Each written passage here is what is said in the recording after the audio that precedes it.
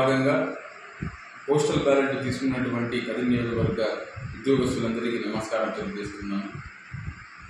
పెద్దలారా, ఒకసారి ఆలోచించండి. ఉద్యోగస్తులకు మంచి చేస్తాము, సిపిఎస్ని రద్దు చేస్తాము, ఉద్యోగస్తులకు అనుకూలంగా పరిపాలన అందిస్తాము అని చెప్పి అధికారంలోకి వచ్చినటువంటి వైఎస్ఆర్ కాంగ్రెస్ పార్టీ ఈరోజు ఉద్యోగస్తులకు విస్మరించింది.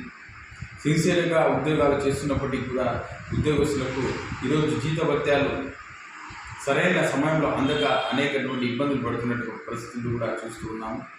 దానికి తోడుగా తెలుగుదేశం పార్టీ కూడా ఈ యొక్క ఉద్యోగస్తులకు చేసింది శూన్యము. కాంగ్రెస్ పార్టీ అధికారంలో ఉన్నప్పుడు ఉద్యోగస్తులందరికీ కూడా జీతాలను మంచి పర్సంటేజ్ను పెంచి వాళ్ళకు అందరికీ కూడా మంచి చేయడం జరిగింది. మరి కాంగ్రెస్ పార్టీ అధికారంలోకి వస్తే వెంటనే సిపిఎస్ని రద్దు చేస్తామని చెప్పి మా యొక్క కాంగ్రెస్ పార్టీ మేనిఫెస్టోలో పెట్టడం జరిగింది. పెద్దలారా, దయచేసి ఒకసారి ఆలోచించండి.